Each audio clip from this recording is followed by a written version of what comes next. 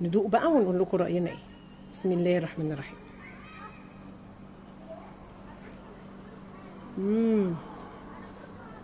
تحفه. السلام عليكم ورحمه الله وبركاته. رجعنا في فيديو جديد. هنعمل اكله النهارده اسمها الكباب العراقي بالبتنجان واللحمه المفرومه. هنشوف مع بعض هنعمل ايه. هنشيل ده كده، هنشيلوش بس ايه، اقول لك حاجه سيبيها. هنغزز بس كده بتنجانه عشان تستوي بسرعه.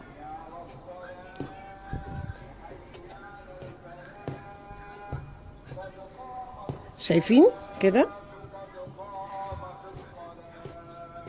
انا غسلاه طبعا، غسله البتنجان كويس وبفتحه كده، بديله فتحات. هنحطه في صينيه كده.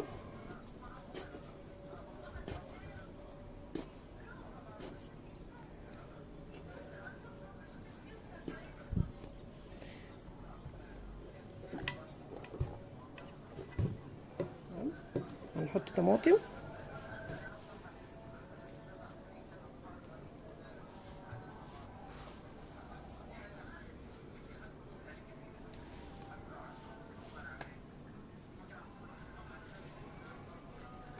هنحط فلفل،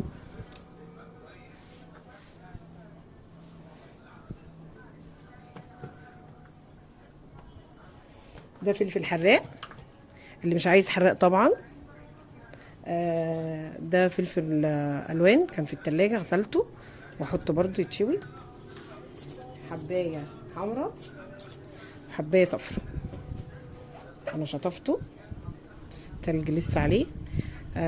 وايه تاني هنحط طبعا، احنا بنحب الفلفل المشطشط كده. وهنحط معاه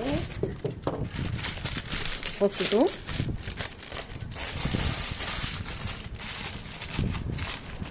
هنلفه كده عشان طبعا الثوم هي. وهنحط معاه بصله،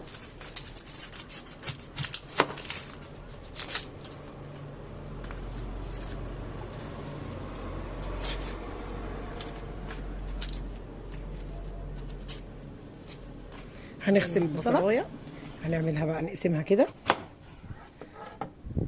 وهنحطها برضو تتشوي. المكان ده ضيق، انا ممكن اجيب صينيه اوسع واحطها عشان كله يتشوي كويس.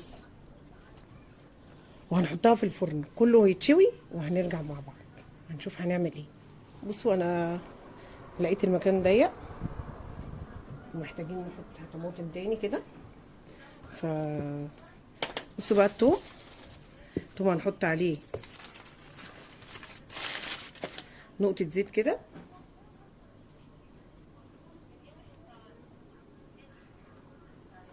تمام.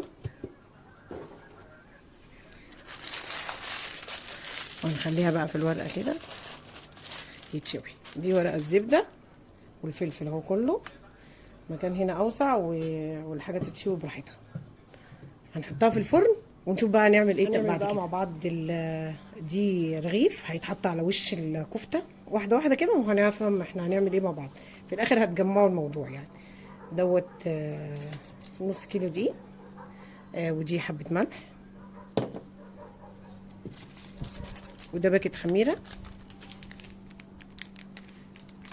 يعني احنا في الحر فممكن نحط بمقام معلقه كبيره كده بس. مش عايزه احط الكيس كله عشان احنا في الحر.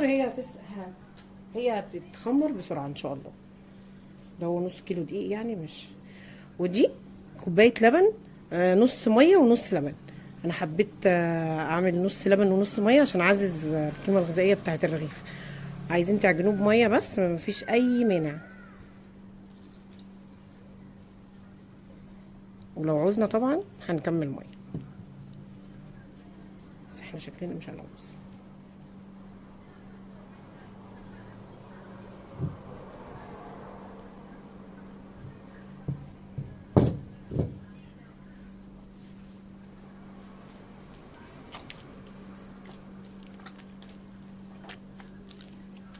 هتلاقي العجينه بتقطع معاكي كده، وبعد كده هتتلم كويس.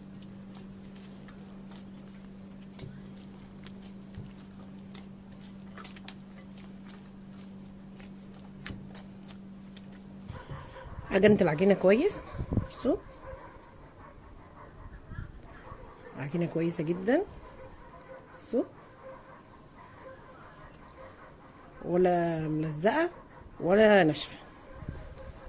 نحط نقطه بقى زيت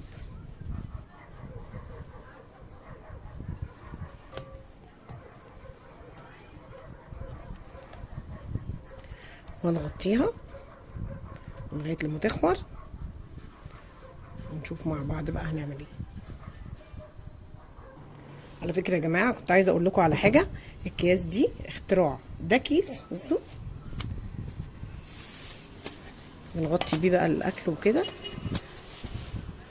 اللي ما عندهاش بقى بتاع ستريتش، اللي هي ستريتش راب، بيعمل بالبتاع دي. بس انا شكل البتاع كبيره، هنحاول نقفلها.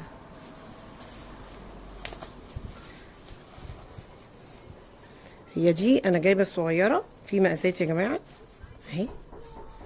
هتخمر معانا، هنسيبها تخمر ساعه تكون المشويات اللي في الفرن طلعت، وهنشوف هنعمل اللي بعد كده.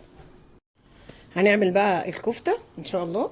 بصوا احنا عملنا العجينه وسيبناها تخمر والمشويات في الفرن. هنعمل الكفته بقى.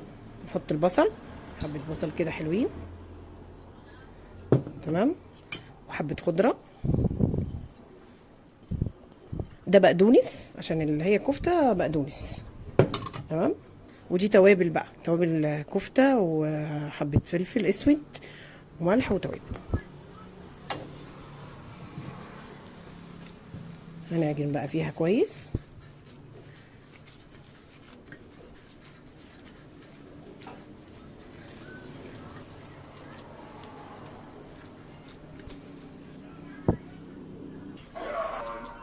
لو مش مستعجله حطيها في التلاجة شويه هتمسك نفسها.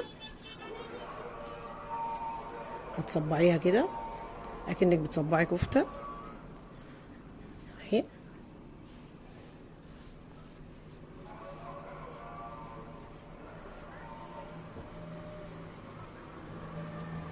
ريحتها بقى قبل ما تستوي كفتة حياتي يعني بصراحة. هنصبحها كده كلها، وهنرص بقى واحنا بنطلع بقى المشويات. هوري البتنجان شويناه. بصوا احنا دلوقتي هنقشره ولسه سخن.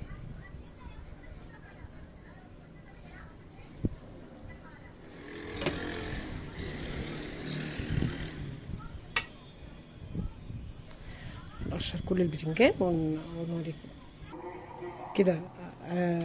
قشرنا كل الخضار، البتنجان والبصل هنهرسه مع بعض. وده التوم. التوم هنعمل ايه؟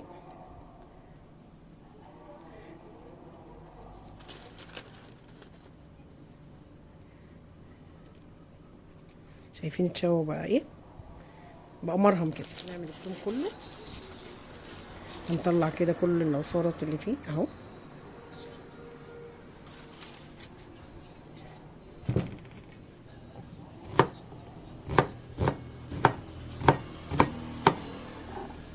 البصل اتشوى بس ايه، تحسوا ان فيه قرشه شويه.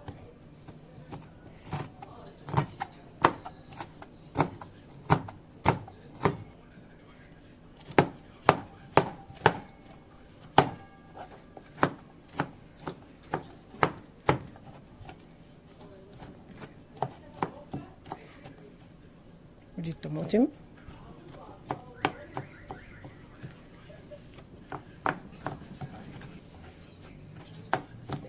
هو البتنجان اغمق كده، هو ما فيهوش حاجه، بس اغمق عشان انا سبته شويه لما يبرد عشان ما كنتش قادره اقشره. هنهرس بقى كله كده، الطماطم مع الفلفل، اللي عايز بقى يحط فلفل حراق يحط، واللي مش عايز يحط فلفل رومي الوان او فلفل اخضر عادي. هرس القوطه مع الطماطم مع الفلفل كويس قوي. احنا كل حاجه بس بنقطعها كده. بصوا بقى هرسنا كله على بعضه، بس انا هحقق معاكم الاكله. نحط بقى ملح وكمون وبهارات. شايفين كل ده مشوي، مش مستوي كده، مستوي مشوي.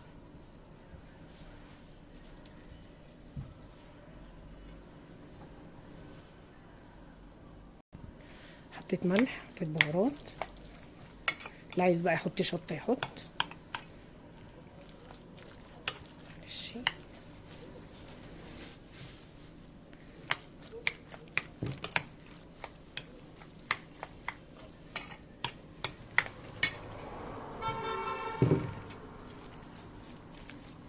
هننزل في الصينيه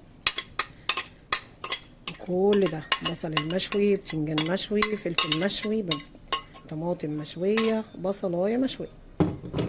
تمام اهو.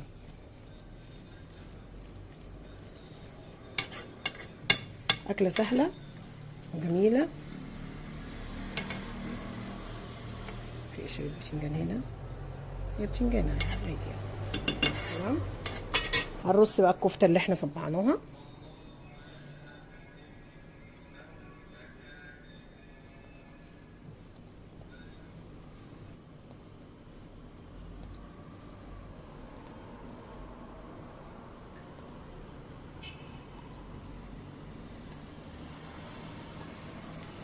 اكله طعمه جدا حلوه قوي،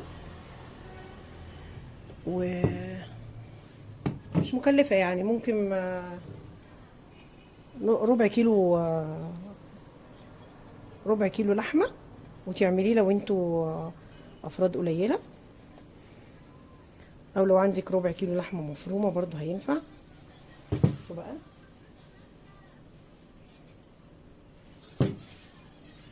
نجيب حته بقى الباقيه كده، نفردها كده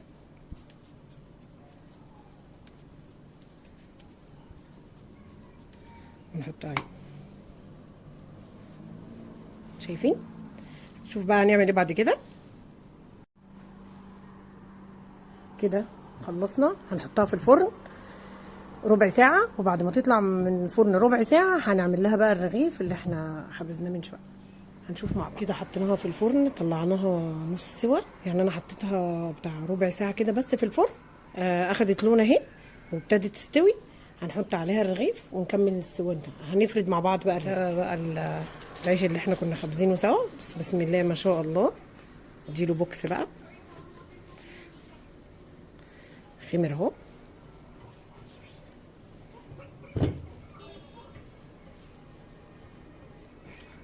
هنفرده بقى مع بعض. نحط بس حبه زيت. انا فكرت افرده على زيت بس لا، هو هيتفرد على دقيق احسن. بصوا بسم الله ما شاء الله عجينه.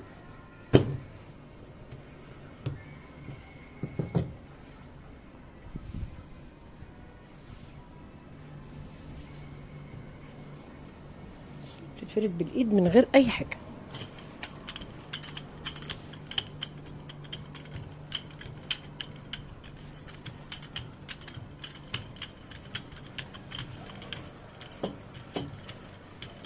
اهو فردناه. هنحطه بقى على الصينيه. هنحط اهو الرغيف. بسم الله الرحمن الرحيم. شايفين؟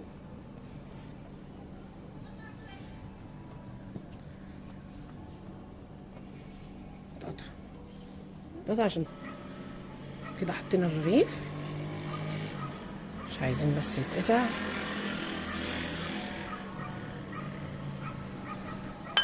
هنجيب صفار بيضه نحط عليها حبه لبن وهندهن وشه وحبه لبن.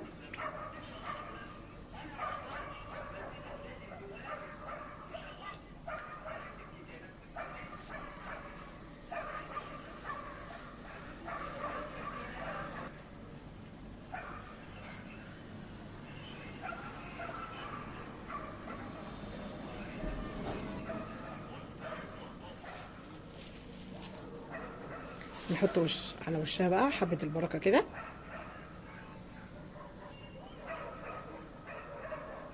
ده هندخلها الفرن، ولما تخرج هنشوفها مع بعض. ما شاء الله الصينية طلعت من الفرن، شايفين؟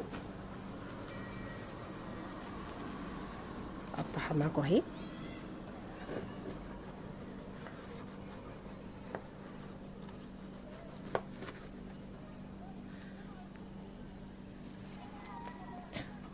سخنة طبعا، شايفين؟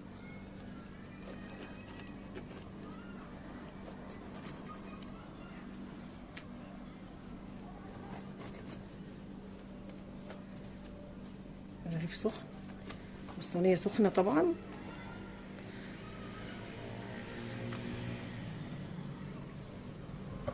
شايفين اهو؟ بسم الله الرحمن الرحيم، ما شاء الله. انا مش قادره طبعا اوريكم في طبق، بس ثواني. بسم الله الرحمن الرحيم. بصوا باذنجان بقى والفلفل والبصل، احلى اكله. الاكله دي اسمها كباب عراقي يا جماعه. بصوا بقى العيش يتاكل لوحده.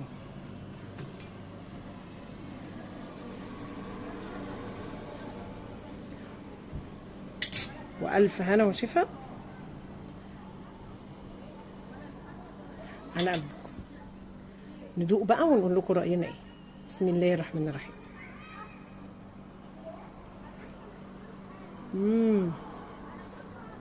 تحفه. اشوفكم في فيديو جديد، وما تنسوش اللايك وصلوا على النبي في الكومنتات. والسلام عليكم في فيديو جديد، وقولوا لي رايكم في الكومنتات بعد اذنكم. والله الطعم مش قادره اقول لكم، خطير، طعمه تحفه تحفه، لازم تجربوها عشان تدوقوها. شايفين الكفته اللي انا عملتها مع العيش؟ مش قادره اقول لكم الطعم عامل ازاي. السلام عليكم ورحمه الله وبركاته.